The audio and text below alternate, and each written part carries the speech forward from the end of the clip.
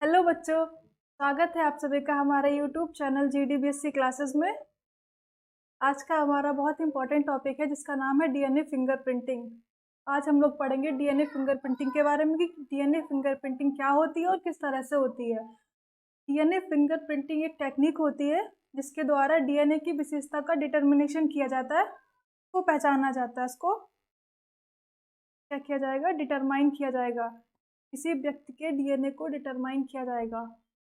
और DNA fingerprinting को कुछ अदर नेम से भी जानते हैं, जैसे कि some common other name. DNA fingerprinting के अलावा इसको डीएनए प्रोफिलिंग बोलेंगे या DNA testing, DNA examination, genetic profiling, genetic fingerprinting, forensic genetic and identity testing. ये सारे के सारे क्या हैं, डीएनए फिंगरप्रिंटिंग के ही नाम है।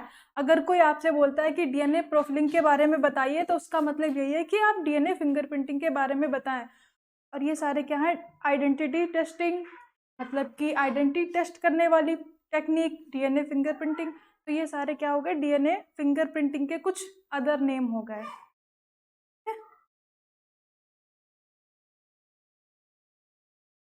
डीएनए फिंगरप्रिंटिंग में हम लोग पढ़ेंगे कि डीएनए क्या सभी का डीएनए अलग अलग होता है, तो किस तरह से डीएनए फिंगरप्रिंटिंग की प्रोसेस होती है, किस तरह से वो डिटरमाइन करता है, वही हम लोग आज पढ़ेंगे। तो डीएनए फिंगरप्रिंटिंग का फॉरेंसिक लैब टेक्निक है। डीएनए फिंगरप्रिंटिंग क्या है, एक फॉरेंसिक लैब में यूज़ की जाने वाली एक टेक्निक होती है जिसके द्वारा ह्यूमन डीएनए के कुछ रीजन्स के, ह्यूमन डीएनए जो होता है, ह्यूमन के अंदर पाया जाने वाला डीएनए, उसके कुछ रीजन्स के न्यूक्लियोटाइड सीक्वेंस के बेस पर किसी व्यक्ति की आइडेंटिफिकेशन डिटरमाइन करने के लिए किया जाता है।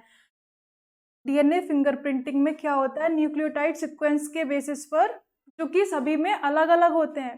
न्यूक्लियोटाइड सीक्वेंस क्या होते हैं, सभी व्यक्ति में अलग होते हैं, तो उन्हीं के बेसिस पर उनकी आइडेंटिफिकेशन को डिटरमाइन किया जाता है। That process is called as DNA fingerprinting. ठीक है बच्चों, तो आगे हम लोग पढ़ेंगे जो प्रत्येक व्यक्ति के लिए यूनिक होते हैं। न्यूक्लियोटाइड सीक्वेंसेस क्या होंगे, प्रत्येक व्यक्ति के लिए जितने भी ह्यूमन हैं उन सब में ये सीक्वेंसेस अलग अलग होते हैं। तो उन्हीं सीक्वेंसेस के बेस पर डीएनए फिंगरप्रिंटिंग की जाती है और पता लगाया जाता है कि किस ह्यूमन का कौन सा डीएनए है। तो डीएनए फिंगरप्रिंटिंग क्या है, एक प्रोसेस होती है डिटर्मिनेशन की, आइडेंटिफिकेशन डिटर्मिनेशन की प्रोसेस होती है। डीएनए प्रोफिलिंग क्रिमिनल इन्वेस्टिगेशन में एक फॉरेंसिक टेक्निक है। डीएनए प्रोफिलिंग क्या है, क्रिमिनल इन्वेस्टिगेशन में जो क्रिमिनल हुआ है उसकी इन्वेस्टिगेशन में क्या है, एक फॉरेंसिक टेक्निक है, फॉरेंसिक लैब होती है जिसमें उस टेक्निक का यूज़ किया जाता है, जो क्रिमिनल सस्पेक्ट प्रोफाइल्स की तुलना में डीएनए एविडेंस से करती है। जो क्रिमिनल सस्पेक्ट होते हैं, एविडेंसेस होते हैं, उनकी तुलना करती है डीएनए से। तो उससे ताकि क्या होगा, उससे क्या होगा, क्राइम में उनकी इन्वॉल्वमेंट का पता किया जा सकता है। जो क्राइम किया है, क्राइम किया गया है, उसमें कौन कौन इन्वॉल्व है उस डीएनए फिंगरप्रिंटिंग से पता किया जा सकता है। डीएनए सस्पेक्ट्स के द्वारा डीएनए क्राइम में जो क्राइम हुआ है उसमें डीएनए फिंगरप्रिंटिंग के द्वारा उसका पता किया जा सकता है। डीएनए फिंगरप्रिंटिंग की प्रोसेस से ऑर्गेनिज्म के हेरिडिटी अपीयरेंस, वंशानुगत स्वरूप का पता चलता है। हेरिडेटली जो डीएनए आता है पेरेंट्स के द्वारा बच्चों में जाता है, तो हेरिडिटी अपीयरेंस जो स्वरूप आया है बच्चों में, उसको भी क्या करेगा, डीएनए फिंगरप्रिंटिंग पता कर पाएगा, बता पाएगा। डीएनए फिंगरप्रिंटिंग के द्वारा हेरिडिटी का भी पता लगाया जा सकता है। कैसे, वो हम लोग आगे देखेंगे। अभी डीएनए फिंगरप्रिंटिंग को एलेक जेफरेज ने, ये साइंटिस्ट है एक, इन्होंने 1984 में डेवलप किया था। इस टेक्निक को डेवलप किया था इन साइंटिस्ट ने 1984 में। इन्होंने बताया था कि डीएनए फिंगरप्रिंटिंग की टेक्निक होती है जो इस तरह से वर्क करती है। अब डीएनए फिंगरप्रिंटिंग का प्रिंसिपल क्या है, क्या सिद्धांत है, किस सिद्धांत पर ये प्रक्रिया, ये जो टेक्निक है वो वर्क करती है, किस तरह से, तो हम लोग देखेंगे इसका प्रिंसिपल। कई छोटे small repeatable non coding sequence, repeatable कहने का मतलब है बार बार जो रिपीट होते हैं वो वाले sequences. Inheritable sequences human genome बनाते हैं। Repeatable non coding inheritable sequence जो इनहेरिटेट होते रहते हैं। इनहेरिटेस कहने का मतलब होता है ऐसे करेक्टर्स, ऐसे सीक्वेंसेस जो क्या हैं, पेरेंट्स के द्वारा उनके बच्चों में आए हैं। तो इनहेरिटेबल सीक्वेंस ह्यूमन जीनोम बनाएंगे। क्या बनाएंगे, उसको बोलेंगे ह्यूमन जीनोम। ह्यूमन जीनोम बनाते हैं। Repeatable non coding inheritance sequence, क्या बनाएंगे, ह्यूमन जीनोम। उन्हें सैटेलाइट डीएनए के रूप में जानते हैं। उन्हें किस नाम से जानेंगे, सैटेलाइट डीएनए के फॉर्म में। इन्हें डेंसिटी ग्रेडियंट सेंट्रीफ्यूगेशन का यूज करके अधिकांश डीएनए से अलग कर लिया जाता है। ये कुछ सीक्वेंसेस होते हैं, उनको सेंट्रीफ्यूगेशन की हेल्प से अलग कर लिया जाएगा। इन सीक्वेंसेस को अलग कर लिया जाएगा, डीएनए फिंगरप्रिंटिंग जब होगी तब अलग कर लिया जाएगा। इनकी लेंथ बेस कंपोजिशन के साथ रिपीट की जाने वाली यूनिट्स के बेस पर माइक्रो सैटेलाइट्स के रूप में क्लासिफाई किया गया है। इनकी जो लेंथ है, इन सीक्वेंसेस की क्या लेंथ रहेगी, उनका क्या बेस कंपोजिशन है, किस तरह से वो बेस अरेंज है, और उनकी क्या रिपीट की यूनिट्स है, किस तरह से वो रिपीट हो रहे हैं, उसकी यूनिट्स के बेस पर माइक्रो सैटेलाइट्स के रूप में इनको क्लासिफाई किया गया है, नॉन कोडिंग रिपीटेबल सीक्वेंसेस को। तो ये सैटेलाइट डीएनए पॉलीमॉर्फिज्म प्रदर्शित करते हैं। ये जो सैटेलाइट डीएनए है, ये जो सैटेलाइट डीएनए बना है हम लोग का, मैं भी हम लोगों ने देखा, सैटेलाइट्स ये क्या करेंगे, पॉलीमॉर्फिज्म, बहुरूपता प्रदर्शित करेंगे। कहने का मतलब है कि बहुरूपता, कहने का मतलब है कि सभी ऑर्गेनिज्म में ये सैटेलाइट डीएनए क्या होंगे, अलग अलग होंगे, सभी के सीक्वेंस अलग होंगे। ये रिपीटेबल नॉन कोडिंग सीक्वेंस सभी ह्यूमन में अलग अलग होते हैं। तो इसीलिए ये क्या करेंगे, पॉलीमॉर्फिज्म प्रदर्शित करेंगे, दिखाएंगे, जो डीएनए फिंगरप्रिंटिंग के बेस के रूप में कार्य करता है। डीएनए फिंगरप्रिंटिंग का बेस क्या हो गया, ये सैटेलाइट डीएनए होगा, जो सभी में अलग अलग होते हैं। सभी में अलग होंगे तभी तो डीएनए फिंगरप्रिंटिंग से पता लगाया जा सकता है कि कौन सा ह्यूमन क्या है। तो डीएनए फिंगरप्रिंटिंग में क्या बेस है, ये सैटेलाइट डीएनए, जो कि क्या है, एक टाइप के non repeatable non coding sequence है। ठीक, इस तरह से डीएनए फिंगरप्रिंटिंग वर्क करती है। आगे लिखा हुआ है यहाँ पर variable number tandem repeats, variable number tandem repeats, इसको शॉर्ट फॉर्म में बोलेंगे BNTRS, तथा शॉर्ट टैंडम रिपीट्स को बोलेंगे STRS। रिपीट के साइज पर डिपेंड, ये क्या है, रिपीटेबल सीक्वेंसेस हैं, इनको इस नाम से जानेंगे। जितनी बार जो भी रिपीट हुआ है उसको BNTRS और STRS के रिपीट के साइज पर डिपेंड रीजन्स के लिए 2 कैटेगरी में डिवाइड किया गया है। 2 कैटेगरीज में कौन कौन सी हैं, BNTRS और STRS। प्रत्येक व्यक्ति इन रिपीट्स को, ये क्या है, रिपीट सीक्वेंस है, इन सीक्वेंस को अपने पेरेंट्स से प्राप्त करता है। पेरेंट्स से क्या होगा, उनके बच्चों में ये सीक्वेंसेस जाएंगे। कैसे, रिपीट सीक्वेंस है जो जेनेटिक मार्कर के फॉर्म में कार्य करते हैं। जेनेटिक मार्कर के फॉर्म में पेरेंट्स से बच्चों में आए हैं तो जेनेटिक मार्कर के फॉर्म में कार्य करेंगे। प्रत्येक व्यक्ति के पास BNTRS की एक यूनिक कंपोजिशन होती है। ये जो BNTRS है, ये रिपीटेबल सीक्वेंसेस हैं, ये प्रत्येक व्यक्ति के पास स्पेसिफिक होते हैं, यूनिक होते हैं। हर व्यक्ति में ये सीक्वेंस अलग रहेंगे, हर व्यक्ति में ये सारे सीक्वेंसेस अलग अलग होंगे। और इस तरह डीएनए फिंगरप्रिंटिंग क्या करती है, वर्क करती है। जब ये सारे के सारे सीक्वेंसेस अलग अलग होंगे तो इस तरह से डीएनए फिंगरप्रिंटिंग अपना वर्क करेगी। आगे हम लोग देखेंगे इसके मेथड्स क्या क्या हैं। डीएनए फिंगरप्रिंटिंग के मेथड्स 2 टाइप से होते हैं मेनली। सबसे पहला रहेगा रेस्ट्रिक्शन फ्रेगमेंट्स लेंथ पॉलीमॉर्फिज्म, और दूसरा है PCR पॉलीमरेज चेन रिएक्शन। इन 2 मेथड्स के द्वारा डीएनए फिंगरप्रिंटिंग की जाती है, जो कि हम लोग PCR को अच्छे से पढ़ भी चुके हैं, क्या होती है क्या नहीं होती, किस तरह से वर्क करती है, तो आप लोग देख लेना। अब इसकी बात करेंगे हम लोग प्रोसेस की, किस तरह से डीएनए फिंगरप्रिंटिंग की प्रोसेस की जाती है, किस तरह से डीएनए फिंगरप्रिंटिंग होती है।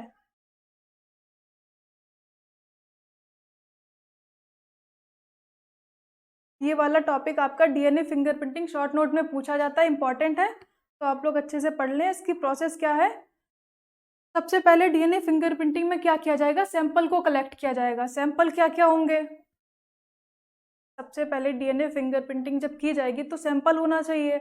डीएनए किसी भी बॉडी फ्लूइड या सैंपल से निकाला जाएगा, जिससे क्या डीएनए निकाला जा सके, उस सैंपल की रिक्वायरमेंट रहेगी। तो सैंपल क्या हो सकता है यहाँ पर डीएनए फिंगरप्रिंटिंग के लिए, या तो सलाइवा होगा, blood, amniotic fluid, skin, hair, sperm और वेरियस टिश्यूज, ये सारे के सारे सैंपल्स हैं। इन सैंपल्स अगर मिल जाते हैं तो डीएनए फिंगरप्रिंटिंग की जा सकती है।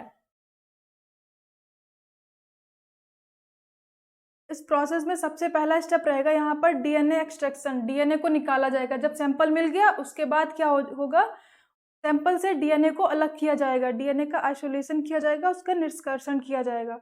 तो सैंपल कलेक्शन के बाद सबसे पहले डीएनए प्राप्त किया जाना चाहिए।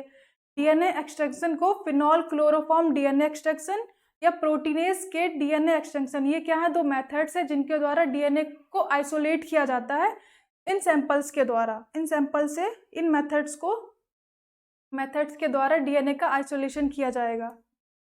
सैंपल के बाद डीएनए निकाल लिया गया, डीएनए का एक्सट्रैक्शन करने के बाद सेकेंड स्टेप रहेगा यहाँ पर digestion of DNA by restriction endonuclease. इस एंजाइम के द्वारा रेस्ट्रिक्शन एंडोन्यूक्लियस एंजाइम क्या करेगा, डीएनए के सेगमेंट्स कर देगा, उसको डाइजेस्ट कर देगा, मतलब कि तोड़ देगा। उसके बाद थर्ड स्टेप में क्या होगा, सेपरेशन ऑफ डीएनए फ्रेगमेंट्स, जो फ्रेगमेंट्स के फॉर्म में डीएनए टूट गया है रेस्ट्रिक्शन एंडोन्यूक्लियस एंजाइम के द्वारा, उसका होगा अब जेल इलेक्ट्रोफोरेसिस। डीएनए फ्रेगमेंट्स का होगा जेल इलेक्ट्रोफोरेसिस के द्वारा उसको सेपरेट किया जाएगा। फोर्थ स्टेप में होगा ट्रांसफरिंग, ट्रांसफरिंग को भी ब्लॉटिंग बोलते हैं हम लोग।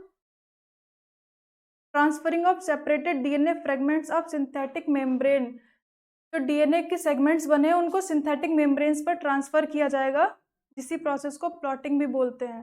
डीएनए को ट्रांसफर कर दिया जाएगा सिंथेटिक मेम्ब्रेन के पास। ट्रांसफर करने के बाद उसका हाइब्रिडाइजेशन होगा लेवल PNTR प्रोब के द्वारा, उसका हाइब्रिडाइजेशन किया जाएगा और उसके बाद हाइब्रिडाइज्ड डीएनए को ऑटो रेडियोग्राफी के द्वारा उसका एक्सरे किया जाएगा, उसको पता किया जाएगा, उसका अध्ययन किया जाएगा। तो इन स्टेप्स में क्या क्या होगा हम लोगों ने देखा। सबसे पहले यहाँ पर सैंपल लिया गया, कोई सैंपल मिल गया, उससे क्या होगा, डीएनए फिंगरप्रिंटिंग। ये सैंपल है यहाँ पर। सबसे पहले होगा isolation of DNA, second number पे होगा आइसोलेशन ऑफ डीएनए। सबसे पहले हो गया सैंपल्स के द्वारा डीएनए को निकाल लिया गया, आइसोलेट कर लिया गया। सेकेंड स्टेप में होगा यहाँ पर रेस्ट्रिक्शन एंजाइम आएगा और वो इस डीएनए को तोड़ देगा फ्रेगमेंट्स के फॉर्म में, यहाँ पर ये थर्ड स्टेप। फोर्थ स्टेप में हुआ यहाँ पर जेल इलेक्ट्रोफोरेसिस और उसके बाद इसको ट्रांसफर कर दिया गया इन फ्रेगमेंट्स को मेम्ब्रेन के पास। और फिफ्थ स्टेप में इसका हाइब्रिडाइजेशन होने के बाद इसका एक्सरे किया गया और इसको पता किया गया किस तरह से क्या डीएनए है। तो ये डीएनए फिंगरप्रिंटिंग की प्रोसेस हो गई। किस तरह से डीएनए फिंगरप्रिंटिंग की प्रोसेस होती है और क्या क्या होता है।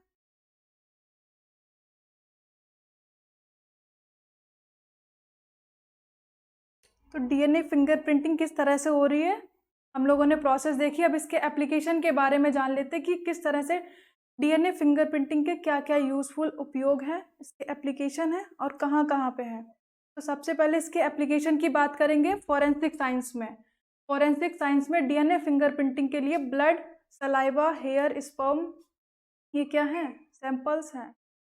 ब्लड, सलाइवा या फिर हेयर या स्पर्म और बॉडी टिश्यू सेल, अगर ये कोई भी सैंपल अगर मिलता है, जैसे आप लोगों ने देखा होगा डीएनए फिंगरप्रिंटिंग जब की जाएगी तब अगर किसी ह्यूमन का कोई हेयर मिल जाता है या कोई ब्लड ड्रॉप मिल जाती है, सलाइवा या कोई भी स्पर्म, तो उससे क्या होगा, डीएनए फिंगरप्रिंटिंग का सैंपल मिल जाएगा और उससे डीएनए फिंगरप्रिंटिंग की जा सकती है, पता लगाया जा सकता है डीएनए का। बॉडी टिश्यू आदि से सैंपल्स का यूज़ किया जाता है जिससे क्राइम का इन्वेस्टिगेशन किया जा सकता है। सेकेंड है यहाँ पर पैटर्निटी और मैटरनिटी डिटर्मिनेशन। ये क्या है, पैटर्निटी और मैटरनिटी कहने का मतलब है पिता और माता के द्वारा जो कैरेक्टर्स आए हैं उनको पता किया जाएगा।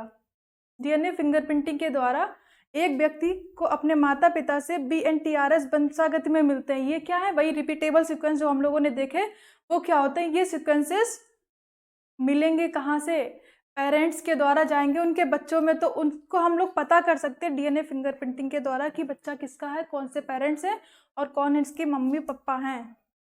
अतः ये इनहेरिटेंस के केस में भी हेल्प करता है, डीएनए फिंगरप्रिंटिंग इनहेरिटेंस के केस में भी हेल्प करेगा। थर्ड है पर्सनल आइडेंटिफिकेशन। डीएनए फिंगरप्रिंटिंग का यूज़ लोगों की पहचान के लिए भी किया जाता है जो एक टाइप के जेनेटिक बारकोड के फॉर्म में होते हैं। सबका डीएनए अलग होता है, सबके पास सीक्वेंसेस अलग होते हैं, जो जेनेटिक बारकोड होता है वो अलग अलग होता है। तो पर्सनल आइडेंटिफिकेशन में भी डीएनए फिंगरप्रिंटिंग वर्क करती है, यूजफुल रहती है। फोर्थ है यहाँ पर डायग्नोसिस ऑफ इनहेरिटेड डिसऑर्डर्स में भी जो इनहेरिटेड डिसऑर्डर होते हैं, जो वंशागत डिजीजेस होती हैं, उनके उपचार में भी, उनके रोकथाम में भी इनका यूजफुल एप्लीकेशन रहता है। यहाँ पर क्या क्या रहेगा इनका यूज़ न्यू बॉर्न तथा प्रीनेटल चिल्ड्रन। ये क्या होते हैं? न्यू बॉर्न कहने का मतलब है जो तुरंत पैदा हुए बच्चे होते हैं, न्यू बॉर्न बेबी। और ये प्रीनेटल चिल्ड्रन कहने का मतलब होता है जिनका अभी बॉर्न नहीं हुआ, जो अभी पैदा ही नहीं हुए, पेरेंटल। प्रसव पूर्व, अभी प्रसव से पहले के बच्चे जो अभी मम्मा के पेट में ही है, उम में ही है। दोनों में इनहेरिटेड कंडीशन में पहचान करने के लिए किया जाता है। दोनों में क्या होगा, इन बेबीज़ में कोई डिसऑर्डर तो नहीं है, कोई जेनेटिक डिसऑर्डर नहीं है, कोई मम्मा से इनमें कोई भी बीमारी तो नहीं आई है, उसका भी आइडेंटिफिकेशन किया जा सकता है। कौन कौन से इनहेरिटेड डिजीजेज होती हैं? यहाँ पर हीमोफीलिया हो सकती है, सिकल सेल एनीमिया, थैलेसीमिया। ये क्या है? कुछ डिजीजेस हैं इनहेरिटेड वाली। हीमोफीलिया में क्या होता है? ब्लडिंग रुकती नहीं है। और सिकल सेल एनीमिया में ब्लड क्या हो जाती है? हसियाकार आरबीसीज हो जाती है इसमें। और थैलेसीमिया में ब्लडिंग क्या हो जाती है? ठीक से काम नहीं करता, ठीक से बनता नहीं है। तो ये क्या हो जाती है? कुछ डिजीजेस, उसके रोकथाम में भी इसका एप्लीकेशन रहता है। और फिफ्थ है यहाँ पर डिटेक्शन ऑफ एड्स को भी डिटेक्ट किया जा सकता है डीएनए फिंगरप्रिंटिंग के द्वारा। HIV RNA बैंड RT-PCR के माध्यम से कन्वर्ट। RT-PCR हम लोग पढ़ चुके, क्या होती है? PCR का एक टाइप होता है। उसके द्वारा क्या किया जाएगा कि तुलना में ब्लड द्वारा बने बैंड, जो RNA बैंड है, उसको कन्वर्ट कर दिया जाएगा ब्लड के द्वारा बने हुए बैंड्स में, जिससे क्या होगा, एड्स से जो पीड़ित व्यक्ति हैं उनको भी निदान मिल सकता है। जो बहुत ही हार्मफुल डिजीज़ होती है ह्यूमंस के अंदर, कैसी होती है? सेक्सुअल ट्रांसमिटेड डिजीज़, उनका भी यहाँ पर निदान किया जा सकता है डीएनए फिंगरप्रिंटिंग के द्वारा। तो ये बहुत ही यूज़फुल और इम्पॉर्टेंट क्या होती है? टेक्निक होती है, जिससे हम लोग क्या क्या यूज़ कर सकते हैं, इसका क्या क्या एप्लीकेशन रहता है सब जगह, हम लोगों ने अभी देखा। तो ये क्या है? बहुत इंपॉर्टेंट शॉर्ट नोट है, एग्ज़ाम के पॉइंट ऑफ व्यू से आता है। आप लोग अच्छे से इसको पढ़ लें। आई होप आप सभी को अच्छे से समझ में आया होगा बच्चों। आज के लिए बस इतना ही, धन्यवाद। हमारे एप्लीकेशन को आप लोग डाउनलोड कर लीजिए, जिसमें आप लोगों को सभी क्लासेस मिल रही हैं। हर दिन हम लोग पढ़ाते हैं उस पर। आपको सारी की सारी क्लासेस भी मिलेंगे, सारे PDF रिकॉर्डेड वीडियो सब मिलेगा। आप लोग हमारे एप्लीकेशन पर बने रहें, अपना प्यार सपोर्ट दिखाए रहें। थैंक यू बच्चों।